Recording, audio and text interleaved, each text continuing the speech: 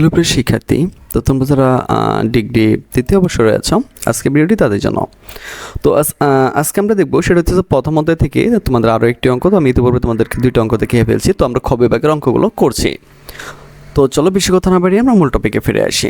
সেটা হচ্ছে আজকে আমরা করবো 3 নম্বর অঙ্কটি। তো তোমাকে যেটা করতে হবে প্রথম থেকে শেষ পর্যন্ত ভালো করে দেখতে হবে, তাহলে এই টাইপের অঙ্ক নিয়ে তোমাদের আর কোনো সমস্যা থাকবে না। তো চলো শুরু করি আমাদের আজকে ভিডিওটি। তোমা অথবা প্রমি লিমিটেড হ্যাজ কারেন্টলি 5 লক্ষ আউটস্ট্যান্ডিং শেয়ার আছে, যেটার বর্তমান মূল্য হইতেছে 5 টাকা করে, ঠিক আছে, কমন স্টক সাধারণ শেয়ারে। তো কর্পোরেশন ডিক্লেয়ার্স 20% স্টক ডিভাইড। মনে রাখবে যখন তোমাকে বলবে যে 20% তারা কি শেয়ার রাখা দেবে বা এটাকে লভ্যাংশ তারা এখানে ধরবে, তখন সেটাকে বলা হয় রিটার্ন আর্নিং, অবন্টিত মুনাফা আর কি। হ্যাঁ, যেটা 2017 সালে গিয়ে তারা কি করবে, এটা ভাগ করবে। অ্যাট দিস টাইম যে ওই সময় এটার মূল্য হবে 35 টাকা, ঠিক আছে। তখন বলতেছে কোম্পানি ডিস্ট্রিবিউট দিস ডিভাইড, এই একটা লভ্যাংশ প্রকাশ করেছিল 2015 সালে দেয়া, ঠিক আছে।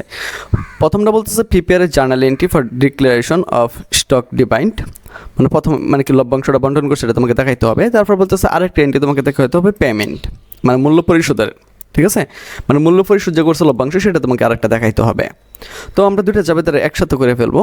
তো এটার জন্য আমাদের যেটা করতে হবে, সে যেটা বড় আছে সেটাকে আমরা আগে লিখে নেব। তাহলে আমরা লিখছি প্রমি লিমিটেড জার্নাল এন্ট্রিস, প্রথমে লিখবো ডেট, অ্যাকাউন্ট টাইটেল, তারপর REF ডেবিট টাকা, ক্রেডিট টাকা, ঠিক আছে, REF রেফারেন্স। প্রথমে লিখবো আমরা রিটার্ন আর্নিং, যেহেতু তারা এখানে রিটার্ন আর্নিং 20% ধরবে এটার উপরে, তো আমরা লিখবো রিটার্ন আর্নিং 5 লক্ষের 20% করবো, আর এটা টাকাটা দাঁড়াবে তোমার হইতেছে 35 টাকা করে। তো আমরা তোমার 5 লক্ষের 20% করে 35 দ্বারা গুণ করবো, 5 লক্ষের 20% করার পর আমার যত আসবে ওইটারে আমরা 35 দ্বারা গুণ করবো, আমরা পাই যাবো 35 লক্ষ টাকা। তো কমন স্টক ডিভাইড ডিস্ট্রিবিউটেবল, তাই আমরা কমন স্টক দেখো প্রথম হইতেছে রিটার্ন আর্নিং, এটার প্রথম এটা আমরা নিচ্ছি পরেরটা 35 টাকা করে, কিন্তু মূলত এটার ভ্যালুটা ছিল তোমার 5 টাকা করে। আমরা এটাও দেখাই দেবো যে কমন স্টক ডিভাইড 5 লক্ষের 20% করবো, 5 দ্বারা গুণ করবো, ঠিক আছে। আমার এখানে এই 5 লক্ষ টাকাটা চলে আসলো। এখন কথা হচ্ছে যে আমার এই মূল্যটা কিন্তু আমি তোমাদেরকে বলছিলাম যদি তোমার মূল্যটা বেশি হয় তাহলে কিন্তু পেড ইন ক্যাপিটালটা পরে আসে, আর যদি মূল্যটা কম হয় তাহলে পেড ইন ক্যাপিটালটা আগে চলে আসে।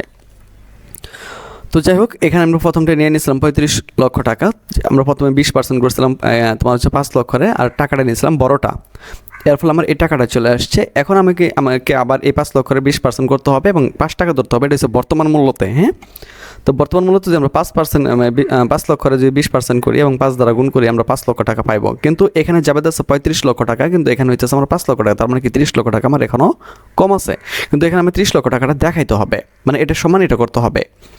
এই জন্য আমরা লিখবো পেড ইন ক্যাপিটাল এক্সেস। এটা লেখার পরে আমরা আবার যেটা করবো 5 লক্ষের 20% করবো এবং 30 দ্বারা গুণ করবো। স্যার 30 দ্বারা কি লিখে গুণ হইলো?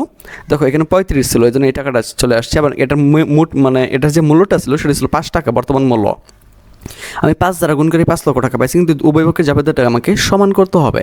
তো এই জন্য আমরা যেটা লিখবো পেড ইন ক্যাপিটাল এক্সেস লেখার পরে আমরা আবার 5 লক্ষের 20% করবো এবং 30 দ্বারা গুণ করবো। তখন 30 আর 5 কিন্তু অলরেডি 35 হয়ে যাবে। তো আমরা 30 দ্বারা যদি গুণ করি তো আমরা 30 লক্ষ টাকা পাই যাবো। তো টোটাল কিন্তু আমার 35 লক্ষ টাকা হয়ে গেছে। এখন কথা হইতেছে যে প্রত্যেকটা যে পেমেন্ট ছিল এই পেমেন্টের মূল্যটা কত এটা তোমাকে দেখাইতে হবে। তো আমরা পেমেন্টের মূল্যটা মূলত এটার আসল যে মূল্যটা ছিল 5 টাকা করে, তো এটা ছিল কিন্তু 5 লক্ষ টাকা, ঠিক আছে। তোমার এটাই দেখাইতে বলতেছে, আর কিছু না।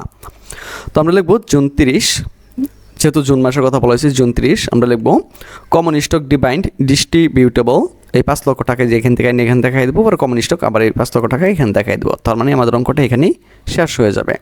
তো এই অঙ্কগুলো কিন্তু খুবই গুরুত্বপূর্ণ, প্রথম থেকে ভালো করে আবার দেখবা, ঠিক আছে।